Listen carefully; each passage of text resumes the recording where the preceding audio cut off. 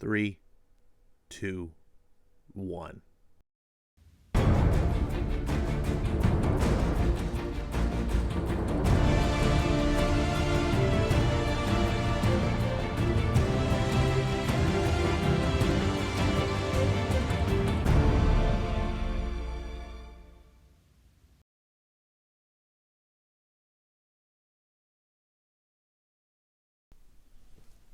What's going on, everyone? It's me, Ash, back with another comic book to talk about. And today we're going to be talking about Red Hood. Batman White Knight presents Red Hood, as a matter of fact. Now, it's no secret that I'm not a big fan of legacy characters. A little just transparency here. But that doesn't mean that legacy characters can't be done well or win me over. The biggest reason I don't like legacy characters is I don't really like the dilution of the original character, right? For example, Spider-Man, just to pull a character. When Spider-Man was the only Spider character, and I'm not really going to count the original Spider-Woman because the only thing that she really shared was a similar name. Spider-Man was cool, and he still is cool, but when you start adding Spider-Girl, I think there's another Spider-Woman, Gwen, the Spider-Gwen, Silk, Miles Morales, all these other Spider characters. Don't forget Ben Reilly. It's like you're diluting the uniqueness, the specialness of Spider-Man. Now, some people aren't bothered by this. Some people they're just cool, more the merrier. I like Spider-Man, so I want a million Spider-Man. That's all great. But to me, I like Spider-Man because he's one of a kind.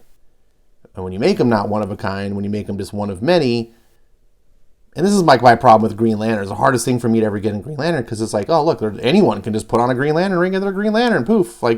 There's literally thousands of Green Lanterns, and half of them are on Earth. But I'm not going to get sidetracked with that. But when a legacy character gets their own identity, that becomes something different. And for example, Robin, who wasn't a typical legacy character because he was a sidekick, but when he became Nightwing, he became more interesting. When the second Robin, Jason Todd, I was like, oh, he's just another Robin, whatever, and roll my eyes, I don't care. But he becomes Red Hood, now he becomes more interesting. He comes from a legacy, but he's no longer really a legacy anymore because he found his own identity. And I really like that. I like that Dick Grayson is Nightwing. I like that Jason Todd is Red Hood. And I cannot stand the fact that DC brought back Tim to be the third Robin again. You already had the fourth Robin, Damian, and now he's... Anyways, I'm not going to digress. I'm already way in the weeds. But I just wanted to be a little transparent about what I think about the character is going to talk about him here.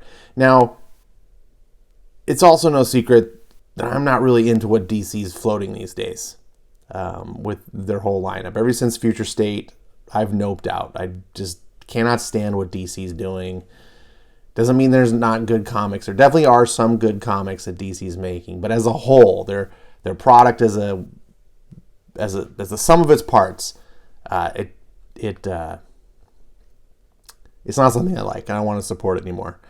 And if I wasn't such a diehard fan of the White Knight stuff, I wouldn't be getting this. But this Sean Gordon Murphy is what got me back into buying comics. The original White Knight series back in 2018 is what got me buying comics again. And he still remains to me one of the most exciting creators in the business. So let's get on with this book. Now, Batman White Knight presents Red Hood is an interesting thing that Sean's doing with his stuff. He's currently in the middle of his third series, and that is the Beyond the White Knight. And it's kind of on a little short hiatus, a month. I think it's only a month or two delay. But we just got introduced, if I recall correctly, Red Hood in that future. And what this book is doing, it's a 2-issue little mini-series that's going to give you the background of who Red Hood was during the first two, like the present day timeline, if you so to speak, that the first two series took place in, the non-future Red Hood, where he comes from, a little bit of his background. Now, Red Hood in Sean Gordon Murphy's universe is a little bit different because Sean messed up. he forgot that Dick Grayson was the first Robin. So he kind of rolled with it. I would have probably done some sort of editorial retcon, somehow make it to keep Dick Grayson first. But Sean was like, you know what? I messed up. I'm just going to play with that and make, in my world, Jason Todd came first. Okay. Interesting. See what he does with it. Now, the artist in this book is Simone Di Maio. I'm hoping I'm pronouncing that correctly. And this was the artist that I first discovered on We Only Find Them When They're Dead, which is a sci-fi series from Boom, written by Al Ewing. Very interesting series. Highly recommend checking it out if you're into cool like sci-fi stuff, especially if you like the art in this book, which I do. I like it even better in Where We Only Find Them When They're Dead. This is a story written by Sean Murphy, but the script is Clay McCormick, and it's very clear when you read this that it's not Sean Gordon Murphy, at least in the style of like the writing. But that doesn't mean that it's bad. This book is hit or miss. I do like it overall. It's a positive.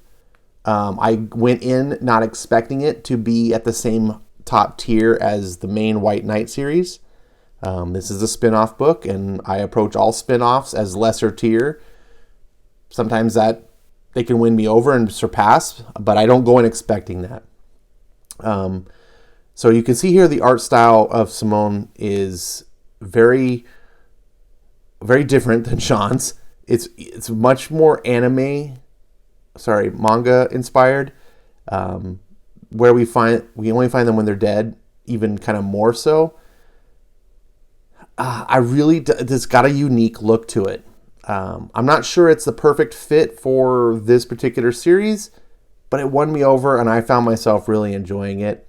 So let's kind of start off. I'm just going to read the first couple pages here to give you just a feel of how it sounds, and you'll see the art.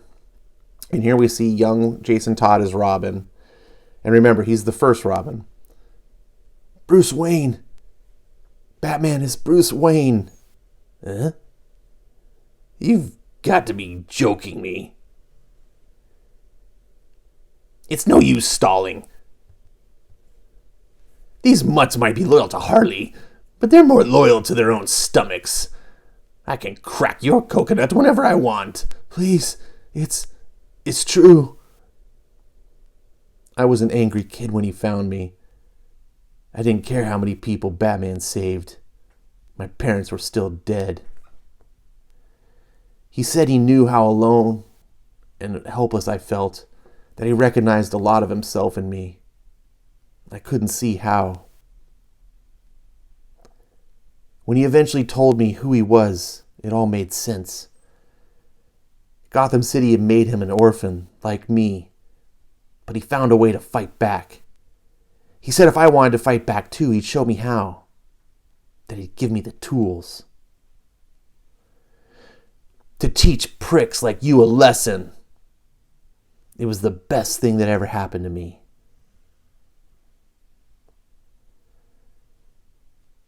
But it didn't last. Nothing ever does. And now I wish I never met Bruce Wayne. And after all that backflipping for Bat Daddy, you're right back where you started. Alone and helpless, wondering why he hasn't come to save you. Why, that's just hilarious. Time to say bye-bye, birdie. Slice. Fly, fly, bird boy. Huh? No blade cuts deeper than betrayal, kid. And when Batman finds out that you gave up his greatest secret to save your own ass, that'll be the real killer. Now scram.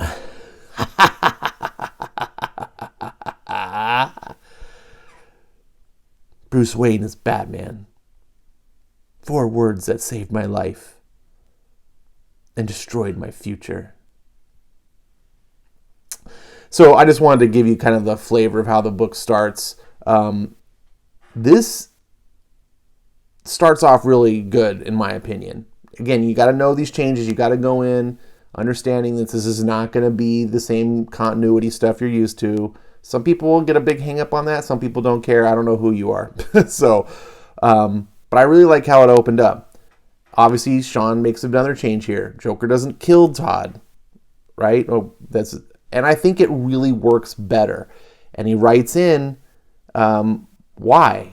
He gives you an excuse, a reason. Betrayal is worse. The fact that he gave up Batman is going to cause more pain, supposedly, than the death. Now, you can weigh that with your own feelings, however you think. Some people may disagree with that.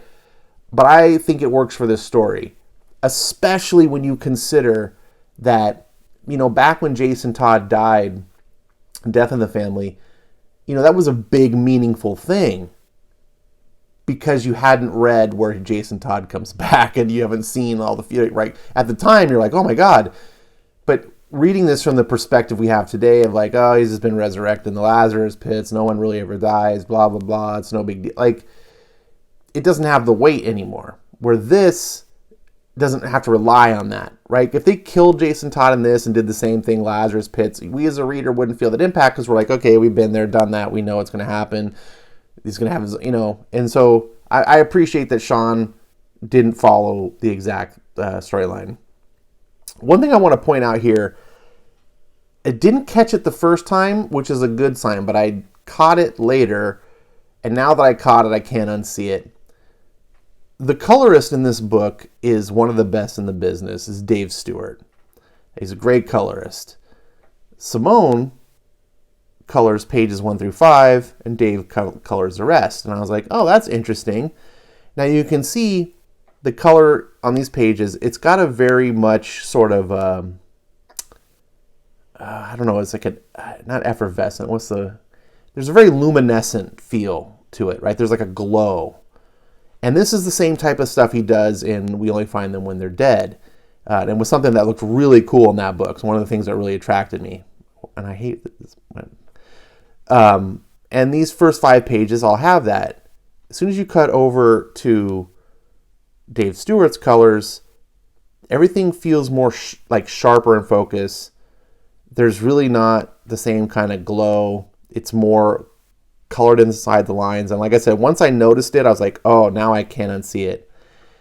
And what's interesting to me is that Dave's one of the best in the business, and I normally love his coloring. I really like Simone's coloring way better. Now, this is Simone coloring Simone, so the artist knows what they're going for. Dave's, someone else coming in and trying to understand the vision of the original artist, it's always going to be different. It's fine. I just noticed that, and I'm like kind of disappointed now. I'm kind of like, I wish Simone would have colored the whole thing. I feel like we didn't get the full artistic, the whole package. I guess we didn't, and so I don't know. I like I said, I didn't notice it at first, and now maybe I ruined it for you, or maybe you don't care. So after that opening scene, we get a Jason Todd, and he's looking. He's basically seeing Wayne escapes prison. He's catching up to the story. This is all in the Beyond timeline, and we can see. So he's kind of investigating. He's going to meet an old friend, and he comes to this office, and he meets this woman, and she's like, Jason?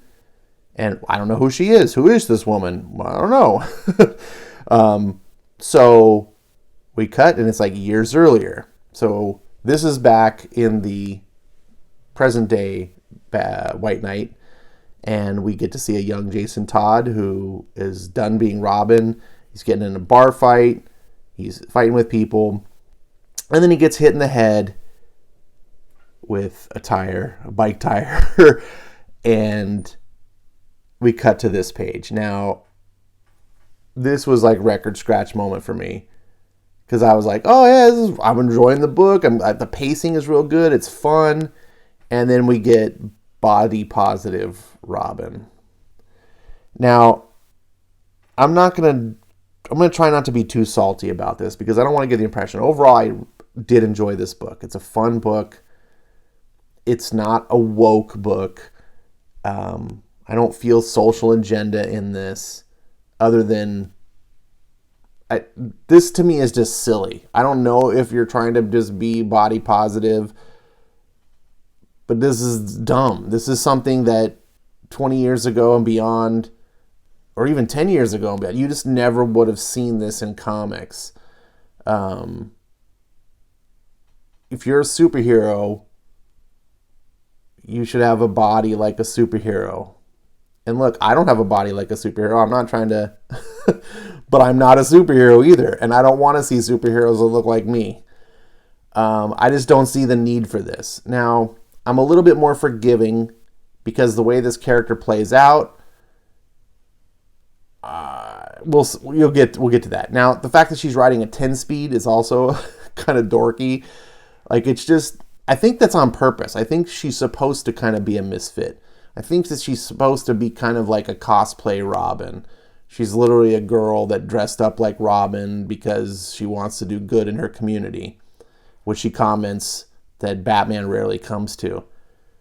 Like I said, what's cool is we don't ever see her marry Sue out. And because I don't see her be like, oh, we're going to pretend that she's like this super awesome and she can kick ass against, trained commandos. Like, we don't see any of that. So then I'm like, okay, as I thought about it as I was reading the comic, is they never portray her as this awesome. They portray her as a kid who wants to do good and help out, but doesn't actually have the skill. She's really not a superhero. Long story short, Jason agrees to train her because she just wants to be a Robin. And we get a little Nightwing cameo here because of the bar fight. The police show up and Jason kind of throws him a sucker punch. They throw some banter back about, Robin. You're not Robin, and you're the second best, and all this stuff. And it's kind of cool. He gets thrown in jail, and Gan is her name, or Gan. I think it's Gan. She's Mongolian. Forget what it means, bold one or something like that. Anyways, she comes and she's whispering from the bars, like, Psst, hey, beer guy, because she doesn't know his name. It's me, Robin, from before. Oh, crap. He's like, beer guy? Yeah, you remember I beat you up a couple hours ago? Yeah, I remember. Hey, no, you didn't. Now, this is where the dialogue becomes a little bit more, I don't want to say juvenile, because it's not really juvenile, but it is more youthful. This is definitely for a younger generation than myself, and that's not a fault of the comic book. Comics books really shouldn't be written for middle-aged men, in my opinion. At least most of them, not mainstream ones. They should be written for teenagers and, maybe young adults. I really do believe that, and I think they should be all ages. I think they should be approachable to people like myself, but I don't think they should be targeting me. So I'm a little bit more forgiving, and I do think that, I already forgot his name, the guy who wrote the script, does a really good job with the banter. It plays off really well. It plays like, kids or young adults would talk to each other. It also has a very manga feel to it, not just in the art style, but the way that the dialogue that they play. It does feel like interactions and banter between characters that I would read in manga. And I definitely feel like those influences work well. They're not really out of place, especially with this art style. They don't ever push it too far, and that's a key note. They utilize it, but they don't push the envelope beyond. It's not absurd. It doesn't outstay its welcome. It's just enough, and it makes for the comic to be fun. And this is a scene here where Jason is just pondering, is on a balcony, and we see these little things where we see Gon, she's like rescuing a cat from the tree, and she's helping lady with her groceries, and and things like that. And she's just doing like really basic, you don't have to be Superman to do, right? And this is where it clued me in as I was reading the book, that I'm like, oh, what makes Gon who she is not that she's this badass ass kicker. It's that she's got a heart of gold and she does the little things. Gon is a hero in the sense that she's willing to do menial tasks. She's not a glory seeker. And once that kind of dawned on me, she started to become endearing to me. Because I roll my eyes when they throw in these Mary Sue characters all the time. You know, like, say, like Captain Marvel. Like, Marvel Comics is full of them. Captain Marvel, Kate Bishop, Jane Foster, Thor. All these characters that are just like, I'm the most baddest of the best, baddest, awesomest person ever. And I didn't have to do anything to deserve it. I just either was gifted powers of the gods and then look at me go. Or, hey, look, I found this bow and arrow in the Avengers Mansion and I could shoot it. And now I'm even better than Hawkeye. Because go girl power. That shit just makes me roll my eyes and want to gag. But Gon, she's not out there trying to take selfies of herself and be, look at me, go girl. She's out there actually helping people. And we get some funny scenes where she's in the store and Jason's still kind of, I think, determining whether he's going to help her. And she's like falling and tripping over stuff. And he's just like, oh man, you got problems. But it comes across really fun. She's trying to convince him, like, you gotta help me. There's a super villain, blah, blah. And he finally agrees. And, we get this like funny scene. She's like, yes, beer guy and Robin. I like this frame. And this is something, look at these. I mean, this is something you would see in a manga if you read manga. Yeah, I'm not calling you Robin. What do they call you at school? And this is where he finds out her name's Gon. And then, of course, this is I rolled my eye a little bit at this, and she's like, what's wrong with Gon? The girls at school call me gigantic. Get it? Because she's big boned. I'm just like, oh, like, why are we doing this? Like, but they move past it. They don't linger on that, and so it's a minor quibble. And we get a scene here where Jason's trying to teach her about basically taking care of business and striking fast and first and being smart and all this stuff. And we learn that Gon is afraid of heights. And then finally Jason gives in. He's like, all right, fine, we can go closer to the ground. And then we get the scene where it like takes her like 20 minutes to get down. And she's a mess. And then she falls. And she's like, yay, I did it. And again, like, this reminds me of cutesy manga, anime type stuff. But again, I'm not complaining because they're never trying to present her as awesome. What they're doing is trying to present her as a hero at heart. And I'm okay with that. And I think she kind of wins Jason over. Or she's in the process of winning Jason over. And eventually, there's a scene here where someone steals someone's bag or whatever, and Gon tackles them. We find out that she used to play rugby, and Jason discovers, we're gonna work on your ground game. I'm not gonna try to teach you the way Batman taught me. I'm gonna try to teach you the way that you basically make use of your abilities, your strengths. And he agrees to help her, and that's to be continued. And that's the story. The first half of the story. Next issue will complete it. And this plays out like a really fun, just sort of origin story. Kind of more of an origin story of Gon than Red Hood, to be honest. Now that I'm thinking about it, I'm like, she really is prominent, and I'm wondering how the next issue is going to go. I mean, this is called Red Hood. It's not called Robin or, Gon. So I'm hoping that she really does stay as the catalyst to kind of be, kind of to speak like the motive of Red Hood's heart, or wherever he goes. We'll see. But I really did enjoy reading this. I like the art.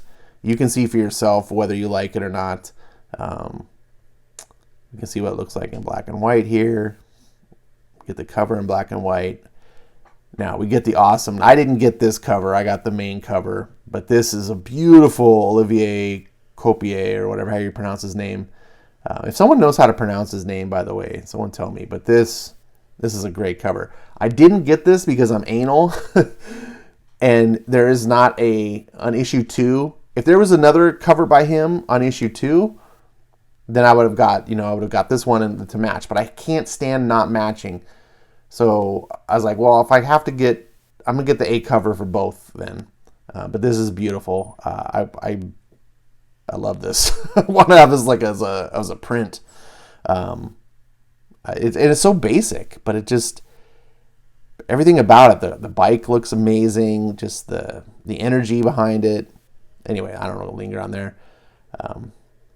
I think this is one of the alternate covers too, by the artist. And yep, this is the cover for the next issue. So I really like this book. It's fun. It's not as good as the main series, but it was fun read. And I collect all these because I'm just a Sean Gordon Murphy fanboy, and I'm a White Knight fanboy. I just get all the White Knight stuff.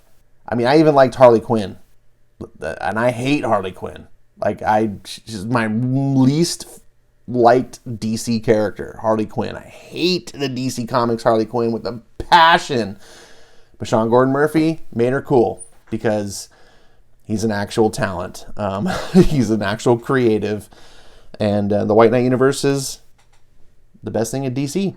So there you go. Batman White Knight presents Red Hood. Tell me what you thought about it. I'd like to really know. Good or bad. And if you haven't read it, why not? Are you not into the White Knight universe? Who knows? Everyone's got different tastes. I'm going to keep blabbing, so I better shut up now. I'm going to go. Thanks for watching, and I will see you next time.